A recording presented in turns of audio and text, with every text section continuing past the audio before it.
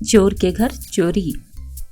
बहुत समय पहले की बात है। हीरालाल चोर जंगल के रास्ते अपने खच्चर पे बैठकर शहर से लौट रहा होता है। हीरालाल पेशे से एक चोर होता है। वह अलग अलग शहर में जाता और लोगों के साथ गोलमाल करके धन कमाता था, और जैसे ही पकड़े जाने वाला होता था वह चुपचाप ही गाँव भाग आता था। इस बार घर लौटते समय हीरालाल मन ही मन बहुत प्रसन्न होता है, क्योंकि इस बार उसने इतना धन लूटा होता है कि अब पूरी जिंदगी उसे कमाने की कोई आवश्यकता नहीं। घर जाते हुए रास्ते में उसे मोतीलाल दिखाई देता है। मोतीलाल भी एक चोर ही होता है। वह दोनों एक ही गांव से होते हैं और दोनों एक दूसरे के बारे में चोर होने की सच्चाई जानते थे। हीरालाल को देख मोतीलाल रुक जाता है और सोचता है कि पुराने दोस्त से क्यों न हालचाल पूछा जाए। क्या हाल है हीरालाल? इस बार तो कई महीनों बाद घर लौटे हो। लगता है ठगी का व्यापार बहुत अच्छा चल रहा है। अरे नहीं भाई, मैं तो ठगी कब का छोड़ चुका हूँ। अब तो मैं बस मेहनत का ही व्यापार करता हूँ, कहते हुए वहाँ से फटाफट ही आगे चला जाता है। उसे डर होता है कि कहीं मोतीलाल के सामने उसके रुपयों वाला भेद न खुल जाए।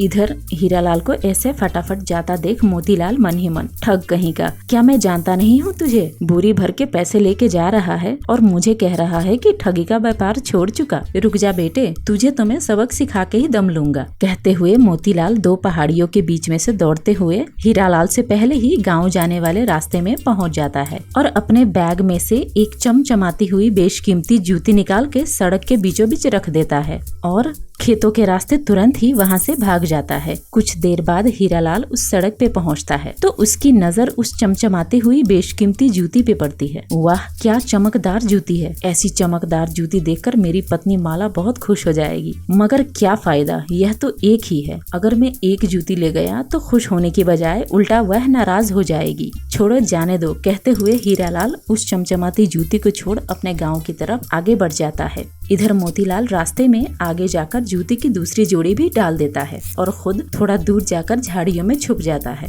इधर हीरालाल रास्ते में अपना कुर्ता बदल लेता है ताकि अगर कोई पीछा कर रहा हो तो अलग कुर्ता देखकर वह भटक जाए। धीरे धीरे करके हीरालाल उस जूती वाली जगह पे पहुंचता है। अपने खच्चर से नीचे उतर के वह उस जूती को उठाता है। ओहो, तो इसका दूसरा जोड़ी यहाँ पड़ा हुआ है। काश मैंने पहली वाली जूती उठा ली होती। मगर चलो, अभी भी देर नहीं हुई। अभी इस कच्चे रास्ते से जाकर मैं 10 मिनट में ही जूती लेकर वापस आ जाऊंगा। क्योंकि वह एक चोर होता है तो चमकीली चीज देखकर उसके मन में लालच आ जाता है। हीरालाल चारों तरफ नजर घुमाता है यह देखने के लिए कि वहाँ कोई है या नहीं, तो उसे दूर दूर तक वहाँ कोई भी दिखाई नहीं देता। हीरालाल अपने खच्चर को वहीं खड़ी करके कच्चे रास्ते से दूसरी जूती लेने के लिए दौड़ जाता है। उसे कहाँ पता होता है कि यह जाल मोतीलाल ने जानबूझकर बिछाई है। जैसे ही हीरालाल चला जाता है तो मोतीलाल झाड़ियों से निकल के खच्चर के पास जाता है और बोरी लेकर वहाँ से फटाफट ही भाग जाता है। इधर हीरालाल जूती लेकर 10 मिनट में ही लौट आता है। लौटने के बाद वह क्या देखता है कि पैसे की बोरी गायब है और जूती वहीं पड़ी हुई है। यह सब देख उसे समझने में देर नहीं लगती कि ये सब मोतीलाल का ही किया धराया है,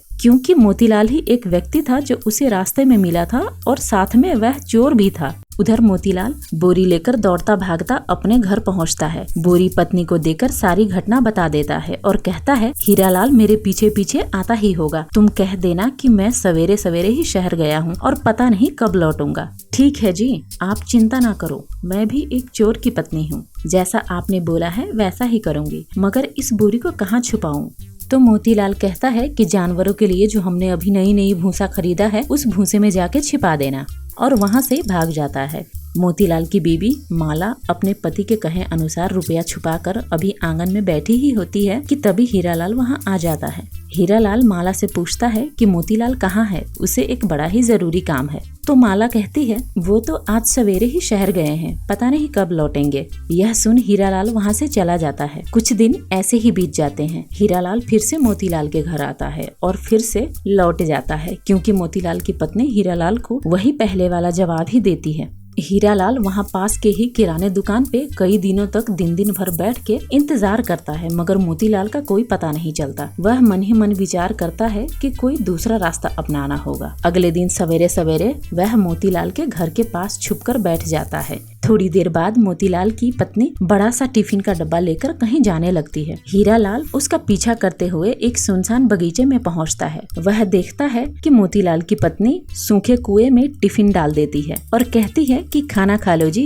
ये सब देखकर हीरालाल सब समझ जाता है और मन ही मन कहता है कि तुम पति पत्नी को तो कल मजा चखाता हूँ, बहुत पागल बना लिया तुम दोनों ने मुझे। अगले दिन हीरालाल टिफिन में 2 दिन पुरानी सूखी रोटी लेकर मोतीलाल की पत्नी से पहले बगीचे में पहुँच जाता है। सूखे कुएं में टिफिन गिराता है और उसकी पत्नी की आवाज निकालकर कहता है कि खाना खा लो जी। तो कुएं में से आवाज आती है, यह क्या है माला, इतनी सूखी रोटी, साथ में ना कोई सब्जी, ना घी, ना कोई चटनी। तो मोतीलाल कहता है, क्या करूँ जी, घर का सारा सब्जी, घी, अचार सब खत्म हो गया है और इसे खरीदने के लिए मेरे पास पैसे भी नहीं है। तो मोतीलाल कहता है, तुम्हारा दिमाग तो ठीक है, अभी 15 दिन पहले ही रुपयों से भरा बोरी मैं तुम्हारे पास छोड़ के आया हूँ, भूल गई क्या। हीरालाल बहुत ही चतुर चोर होता है, इसीलिए बातों ही बातों में वह मोतीलाल से अपने पैसे का ठिकाना पता कर लेता है। जैसे ही पता लगता है, हीरालाल फटाफट अपने रुपयों की ओर भागा चला जाता है।